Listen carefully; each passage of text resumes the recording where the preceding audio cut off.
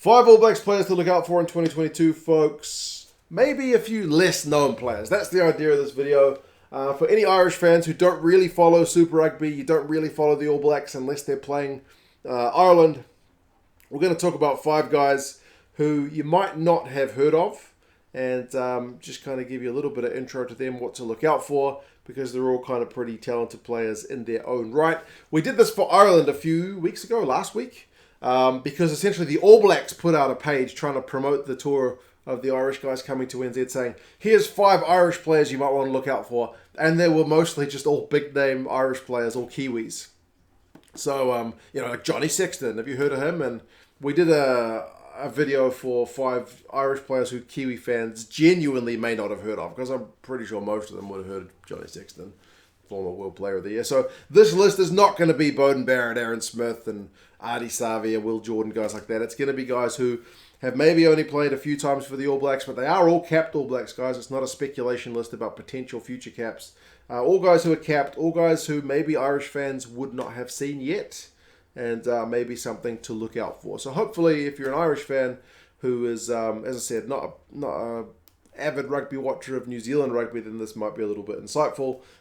If you're an All Blacks fan, you'll know all these guys, but maybe you can also suggest some other ones in the comments who people should be looking out for. Gonna start with a front rower in Samisoni Taukei'aho.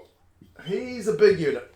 Once you see this guy, you probably won't forget him. Samisoni Taukei'aho, and I said front rower, so it's going to be an area the All Blacks need to be strong up against the big Irish pack. He's a big, powerful, ball-playing hooker, basically. He's come into the squad in recent times when we had a few injuries and really just impressed. He's looked really good. This season in Super Rugby, he's playing for the Chiefs. And as far as hookers go, he's got like the most defenders beaten. He's got the most run meters. Like, he's a proper unit. He's got a few tries. He's 24 years old. He's like 115 kilos. He's already got, I think, 9 caps. But yeah, he certainly hasn't played Ireland as yet. And I reckon he's certainly one to look out for mine. He's probably the form hooker in Super Rugby from all the New Zealand teams. So yeah, he's a Tongan in terms of, like, he was born in Tonga, came to New Zealand he's one of these guys who got like a rugby scholarship that people talk about, all the poaching from the Pacific. So yeah, he legit got picked up by a New Zealand high school when he was like 15. So he has been here. If he's 24, I guess that's almost 10 years. So you can argue whether he's a poach or not. But certainly, I also find it a bit weird that New Zealand high schools do pick up so many guys from the islands. But I guess you could argue he wouldn't be as good a player he was if he hadn't have been developed here. I don't know, man. It's one of those kind of awkward ones. But anyway, Samisoni Taukei'aho is certainly one to watch. Next one is Tupa, who is a big, rangy, mobile lock, basically. Now, I think he was on the bench against Ireland when New Zealand played them last year, but he didn't come off the bench, which maybe doesn't speak that well to the coach's faith in him at the time. But he's certainly come along a little bit since then, because he's only 22 years old. So he's still a very young man. He's like 6'6", so 198 centimeters. He's 118 kilos. So he's a big unit.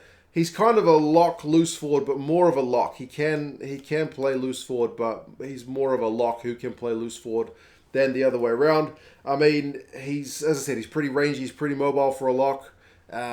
You can expect him to be getting a few more run meters and whatnot than some of the other locks, but not quite to the level of like a standard, like a blindside flanker or something like that. So I think he's got 11 caps already, so he's coming along pretty nicely. Like I mentioned, still a pretty young man, still a bit of a big unit, good in the air.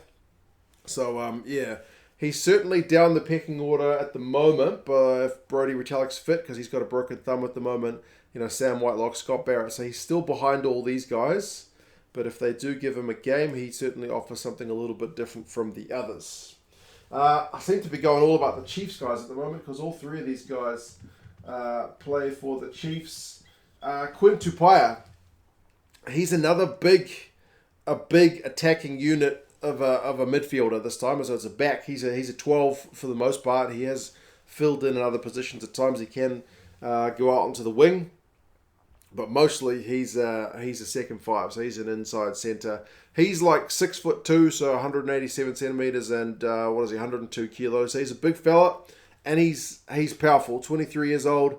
He busts a lot of tackles. Like, he's genuinely built very solidly. That he's just made for breaking tackles.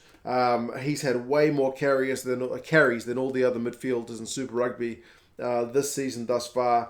Like I said, he can offload and stuff as well, but yeah, look out for him for his big block-busting ball carries if he gets a game. And the midfield is genuinely still a question in New Zealand at the moment. Anton Leonard-Brown, one of our more regular midfielders, is injured. Goodhue, one of our other regular midfielders, just kind of come back from injury. Rico Ioane is one of our other midfielders. So there's lots of guys. He's a kind of winger converted to the midfield. So there's a lot of guys who, I don't know, haven't played a lot of game time together. Tupaya's got 7 caps thus far. To be fair, though, his defence numbers have been pretty poor this season at Super Rugby level, so he may not be the form guy in terms of his all-round game, but certainly his attacking game is there. Speaking of his attacking game, Caleb Clark. Goodness me. He wasn't with the All Blacks in 2021 because he decided to try his hand at sevens, and he only got into the All Blacks sevens kind of wider squad. He didn't get any game time at the Olympics, but he was with the All Blacks in like 2020 during the main kind of COVID. There was not much rugby on around the world. Like, New Zealand ended up playing Australia and Argentina in the Rugby Championship. He's only played those teams, so he's been out of the All Blacks mix for a while since he tried his hand at sevens. That kind of put him back down the pecking order. But he is having an absolutely crazy 2022 at Super Rugby. His Blues team, my Blues team, is going really well, and he is just going phenomenally well. He's had 61 carries thus far as I record this video, and beaten 33 defenders. Now, some of those will be 1 carry beats 3 defenders, but I mean, that's a pretty bloody good success rate. 61 carries, 33 defenders beaten, 11 clean breaks. He doesn't kick a lot. He's another big unit of a man. So he doesn't kick the ball a heck of a lot. He's played 5 times for the All Blacks, as I mentioned, during that kind of COVID era, so he's only played Australia and Argentina. And he's certainly a highlight reel guy. I'll try to find highlights for any of these guys and put them down below, but Caleb Clark's highlights are certainly worth watching. Yeah, man, he's averaging over 8 meters a carry in Super Rugby this season. Like, the average for wingers is nowhere near that high. He is having a bonkers good season, but as I said, he doesn't kick that much, so whether they go with him remains to be seen. Where he is in the pecking order, as I said, I'm not sure yet, because he did take a bit of time off. Number 5, I probably should have gone for Folau Fakatava, who's a halfback, because he's just been cleared to play for the All Blacks. But when I was taking my notes, I hadn't read that news yet. So I've gone with this guy, Hoskins Satutu. He's probably not going to get any game time if Ardie Savia is fit, to be honest. But he's a number 8, like a proper number 8, ball handling number 8. This season of Super Rugby, he's getting try assists, he's getting passes and offloads. His ball carrying is not up to scratch this season. Like I mentioned, like Tupaya, that area of his game is maybe not quite all there yet. But he's 23 years old. He's like 100 plus kilos, 6 foot plus. So he's another big unit, a guy, really good hands. Like I mentioned, probably one of the better passing loose forwards that the All Blacks have got. If Ardie Savia gets injured, he'll be certainly putting his hand up for the number 8 jersey, alongside a few other guys, though. To be fair, it's pretty competitive, but I mean, his tackle numbers are good. He offloads, he jumps at line-out time. I don't think he's played Ireland at all, so where he is in the pecking order also remains to be seen. But 10 caps for New Zealand. He's going to be one of these guys in with a shout. So there you go. 5 guys who have been capped by the All Blacks before, who will be putting their hands up for selection. Are any of these guys guaranteed selections? No. Like I mentioned, the All Blacks midfield is still a bit of a mystery as to how far he's going to pick him. Tokiaho, I certainly think, is either the second or third choice hooker at the moment. It kind of depends on the fitness of Dane Coles. So Tutu, like I mentioned, is down the pecking order with Sam Cane, the captain, Ardie Savia, basically our best Lucy, and then one other. Someone else has got to fit in. maybe Ethan Blackadder or someone like that. Caleb Clark is certainly in great form, but it depends how the All Blacks want to line up their wingers. Do they want to play bloody fullbacks on the wing? 3 fullbacks, which is probably not impossible. But anyway, we will see. You guys let me know your thoughts. As I said, the Kiwis do chuck some more names in the comments who you think might be in with a shout. Not necessarily just the biggest name guys, maybe some of the more fringe guys or up-and-coming young talents. But yeah, hopefully that was a bit of insight for guys who don't follow that much New Zealand rugby. As I said, I'll try to find some highlights and chuck them down in links in the comments if you want. If you were going to pick one, I would say pick Caleb Clark's, because that guy is just fun to watch. Anyway, you guys take care. I'll talk to you guys again soon. See you later.